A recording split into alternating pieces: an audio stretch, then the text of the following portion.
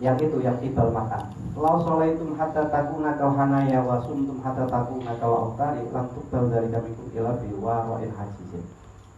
Andekan kalian sholat sehingga tubuh jenengan saking akeh sholat itu seperti bentuk busur yang sering ditarik ketika memanah.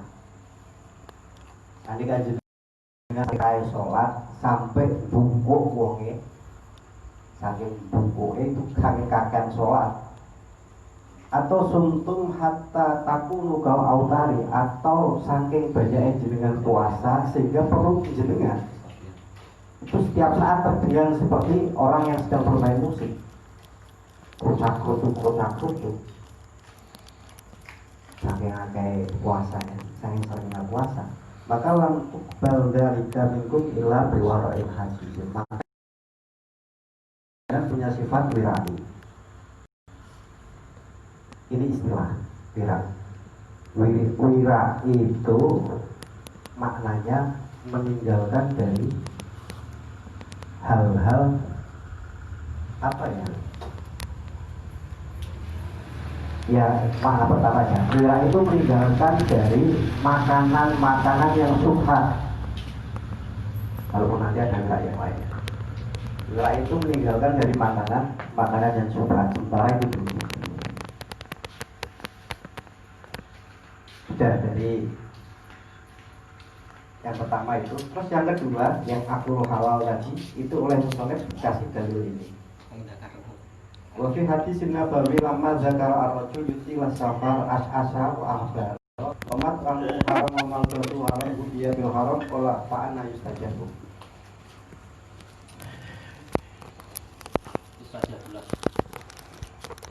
Yustajabu lidzalika. Jadi ini aku mau tanya ini. Ketika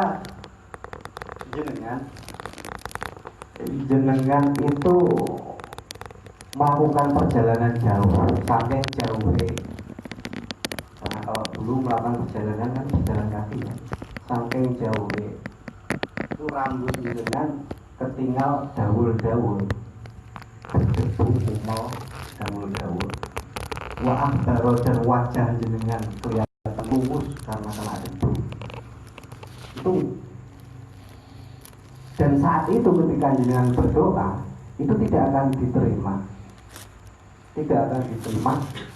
Alasannya ketika mat'am malbasnya, ketika makanan atau pakaiannya itu tidak dari hal-hal yang halal, atau ketika dia makan dia bil haram, atau ketika dia mendapatkan makanan yang dia makan itu tidak dengan cara-cara yang halal. Terus halal niku enten yang halal datang ainan, jadi bendanya memang halal ya, seperti sego, kopi dan lain sebagainya niku. Enten ono kalane halal itu cuman pripun gitu. Jadi perkara salah klon.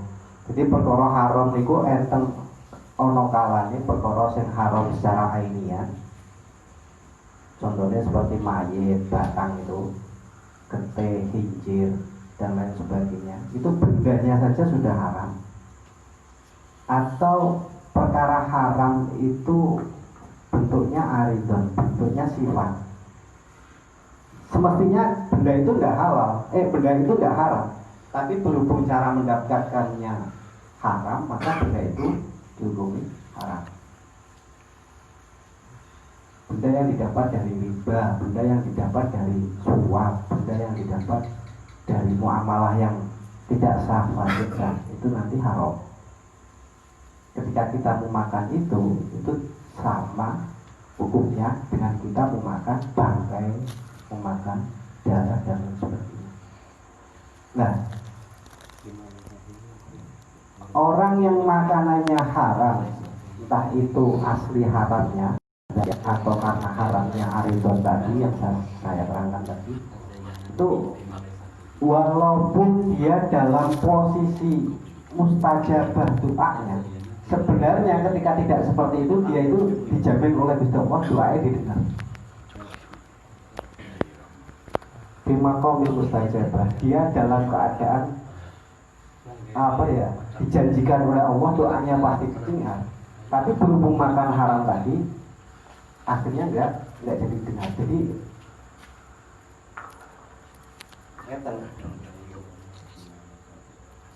ada situasi kondisi-kondisi di mana doa kita didengar. Yang pertama, inkisarul qalbi, ketika kita patah hati, ketika hati kita hancur lebur, itu entah karena apa saja. Itu ketika kita berdoa, itu kita didengar. Atau ketika kita dizalimi, maklum. Atau ketika kita zulm, kita menjadi orang yang zulm itu apa ya? Kita menjadi orang yang apa? Bulun itu lemah itu. Nah, malah saya naik. Ya teraniaya tapi maklum. Tapi itu ketika kita tuh dalam posisi kesulitan lah atau fakor, ya itu juga doa kita didengarkan.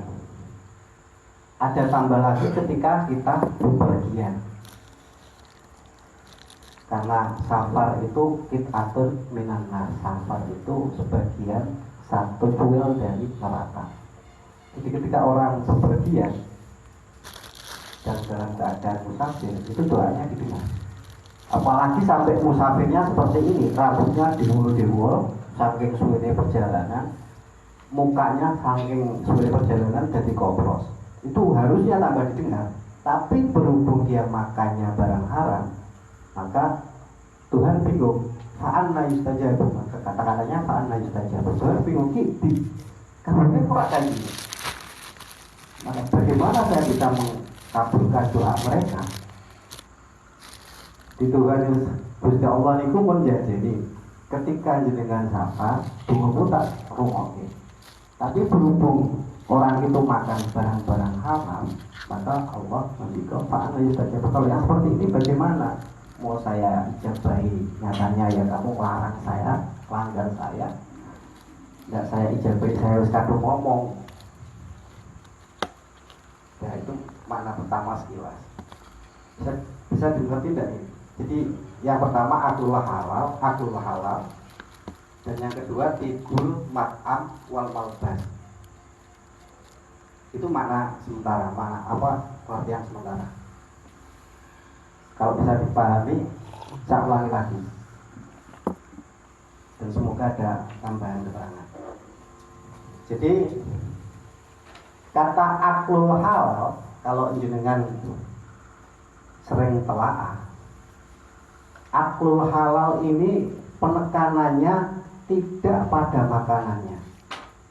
Kata aklul halal itu penekanannya pada makannya dan benda yang ia makan. Kalau penekanannya pada makanannya, kata-katanya bukan aklun tapi uklun, makanan. Jadi kalau aklun itu makan, kalau uklun itu makanan. Saya ulangi, kalau aklun itu makanan, makan. Tapi kalau uklun itu makanan. Jadi yang pertama musholeh mau menekankan makanannya yang halal, memakannya yang halal, memakan yang halal, memakan benda-benda yang halal. Itu. Dan di sini dikatakan aslun, dikatakan sebagai pokok pondasi. Alasannya apa? Sehingga ketika kita tidak makan yang halal, zikir kita nggak akan diterima. Alasannya apa? Sebenarnya ini tidak cuma zikir ya yang tidak diterima ya. Kulu ibadatin. Setiap muasyarah kita kepada Allah, ketika kita nggak makan barang yang halal, itu tidak akan diterima. Jadi saya pengen ngomong yang berat-berat saja, nggak pengen ngomong yang enak-enak. Itu alasannya seperti ini. Itu karena ketika kita memakan perkara-perkara yang haram, tadi kan pemahaman sekilas kan sudah ya, yang sekilas intinya itu kan sudah. Ini calon ini tak unggah ke sini. Tak gimana? Jadi kenapa aklu halal ini menjadi penting? Harusnya kan tidak ada kaitannya toh. Wong yang namanya zikir ya seperti itu. Kenapa kok semang dikait-kaitkan dengan makanan? Kan harus ada korelasinya. Sholat kudu wudu, pikir lagi ya. Sholat kudu wudu. Alasannya apa? Alasannya karena nak sholat ini ngadep pengiran, wudu ini nyucike. Korelasinya di situ. Makanya jenengane dhewe meh marane wong sing disenengi wae adus dhisik mosok ke pengiran ora resik-resik dhisik. Itu alasannya. Korelasinya di situ. Nah kalau zikir ini apa korelasinya? Zikir itu ingat Allah. Kaitannya dengan weteng apa? Ya ada kaitannya kan kelihatannya. Nah kaitannya seperti ini. Jadi ketika kita memakan benda yang haram, kita melakukan keharaman, itu sebenarnya kita sedang hakku hurmatillah, sedang merusak kehormatan Allah. Jenengan duwe pacar, amit sewu nggih. Dikongkon tuku rokok ora mangkat. Iya mantap, tapi rak sepiro tinimbang ketika jenengan ngomong kowe nak bengi aja chattingan. Jenengan gada anak dikongkon kon tuku rokok ora mangkat. Kuwi yo mantap, tapi rak patek mantel dibandingke ketika jenengan nglarang anake jenengan rokok. Tahu? Jadi ketika anaknya jenengan larang rokok, ya, niku dilanggar itu lebih menyakitkan daripada ketika anaknya jenengan dikongkon tuku rokok orang melaku. Itu lebih menyakitkan yang tadi, yang larangan tadi. Karena ketika larangan kita diterjang, ego kita yang main.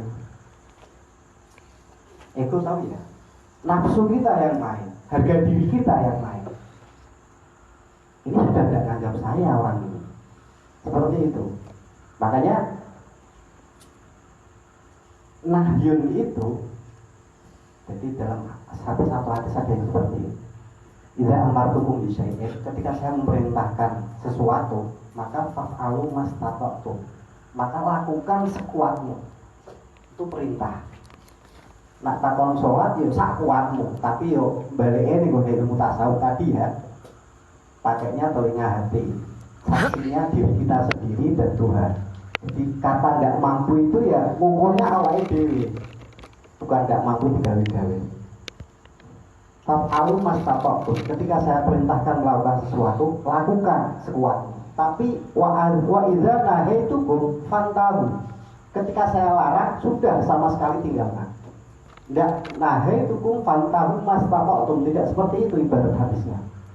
Ketika saya larang maka tinggalkan sekuatmu, tidak seperti itu. Ketika saya larang ya sudah tinggalkan.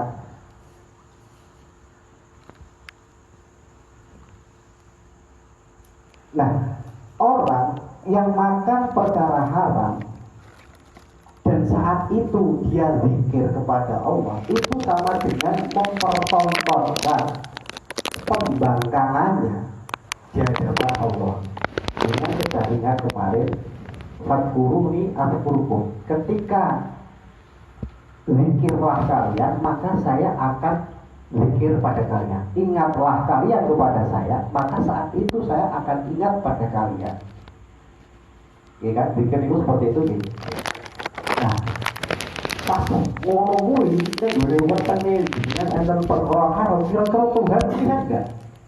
Ini sama dengan ketika kita melakukan zikir dan di perut kita ada barang yang haram, itu sama dengan kita mempertontonkan iki lho kula pangeran, kula itu nentang jenengan, tapi kula pengen ingat jenengan. Padha karo ngeten lah, anake jenengan dilarang kon rokok, tapi ngundang jenengan, Pak, bul. Pak, bul. Ini ngece lho. Nggih. Ngece kan ini. Nah itu alasan korelasinya di situ. Kenapa makanan yang haram itu menyebabkan tidak diterimanya ibadah. Kita tingkatkan lagi deh. Masuk. Kita tingkatkan lagi ya. Sekarang boleh pada tibul mat'am. Kalau tadi kita membahas tentang hal-hal yang haram, tapi sebenarnya itu tidak hal-hal yang haram toh, tapi hal-hal yang tidak disukai oleh Allah. Jadi wong tuane awake dhewe niku boten nglarang dhewe melakukan ini itu, tapi kita tahu bahwa orang tua kita itu tidak suka kalau kita melakukan itu. Dewi kerja, ya jelas diselingi. Kalau lagi, wong tuane awake dhewe boten seneng, boten nglarang kita melakukan ini atau itu, tapi kita sadar, kita tahu bahwa ketika kita melakukan ini itu orang tua tidak akan suka sama kita. Jadi tidak terucapkan, tapi kita bisa membaca dari respon sikapnya orang tua kita. Itu kenapa makanya di bab kedua beliau pakai li annati bal mat'am wal malbas. Makanan yang baik tidak sekedar halal tapi harus thayyib. Kualitasnya lebih dari halal. Makanan yang baik, pakaian yang baik itu merupakan dasarnya. Jadi kesannya yang musoleh ini asli pengen ngomong itu loh. Nak jenengan pengen ditompo, dikirim jenengan, ibadah jenengan. Niku yo ojo mangan barang-barang halal tok. Tapi wis kok sing kuwi jenengan perkara-perkara subhat ditinggalke, perkara-perkara makruh ditinggalke. Puncaknya perkara-perkara sing halal ditinggalke. Terus begini. Perkara-perkara sing halal juga ditinggalkan. Nggih, sedang. Tak beres. Mas 10-an. Oke. Masih kurang. Tak kasih. Tak kolke sithik tok. Satu paragraf tok ini ya. Jadi perkara halal pun ditinggalkan selagi itu tidak disukai oleh Allah. Dan terus contohnya mangan kulu wasrobu itu perintah pangeran. Ketika kita nggak makan, kita tentang perintah pangeran. Aqimis sholat, kita diperintah untuk sholat. Rattilil Quran, kita membaca Quran dan lain sebagainya. Itu semua perintah Allah. Tapi perintah-perintah sholat, perintah-perintah baca Quran, perintah zikir, perintah bekerja, perintah dan lain sebagainya, itu membutuhkan makan. Itu membutuhkan makan. Dan makanannya ini jelas halalnya ya. Saya bahas perkara-perkara halal juga ditinggalkan tadi ya. Nah, butuh makan itu harusnya itu sekedar untuk mencukupi perintah tadi, sebagai bekal mencukupi perintah tadi. Yukim nasolbahu, untuk sekedar mencukupi perintah tadi. Jadi aku ki sholat, tapi aku ngarak mangan ora kuat, ya wis aku tak mangan. Ya kudu ning mangane sak cukupe kanggo kuwate sholat, tidak berlebihan dalam makannya. Profile misalkan itu sudah keluar dari perintah untuk menjalankan sholat yang butuh makan tadi. Ini orang wilayah kelas tinggi tapi sebatas kita ya meninggalkan sesuatu yang subhan itu sudah cukup saya kira. Nah, sementara kita itu dulu karena ini Pak itu sudah kurang 5 menit Pak. Wes sementara itu dulu walaupun masih ada ibarat ini ibarat hadisnya juga wah. Jadi kitab ini itu sebenarnya sulit ya. Pertama sulitnya karena kita sudah terbiasa kuping kita itu kuping fikih. Maka kita mencernanya juga mencerna fikih. Dikir itu khilaf, harus seperti ini, harus seperti itu. Tidak ada di dalam kitab-kitab ilmu batin menjelaskan khilaf itu jarang sekali. Kecuali kalau mau ditarik ke ranah fikih. Paling malah mereka menjawab dikir itu nak menurut yang dilakukan oleh Arifin ini seperti ini, Siri Sakoti melakukannya seperti ini, Fudel Bediahnya melakukannya seperti ini, Junaid Al-Baghdadi melakukannya seperti ini. Tidak mengatakan sebagai khilafiyah. Kalau mengatakan khilafiyah, beliau dalam rangkanya ingin narik ke fikih. Jadi kita sudah terlalu kulino mendengarkan pakai cara-cara fikih, dengan akal dan wawasan kita, tapi kita nggak mendengarkan dengan cara-cara batin, dengan perasaan, hati, dan penerimaan jiwa, sehingga nanti akan mumarosah, mewariskan kita apa yang disebut sebagai nurnya Allah. Harapannya kita akan soleh dengan itu. Baik. Kok? Assalamualaikum warahmatullahi wabarakatuh. Waalaikumsalam warahmatullahi wabarakatuh.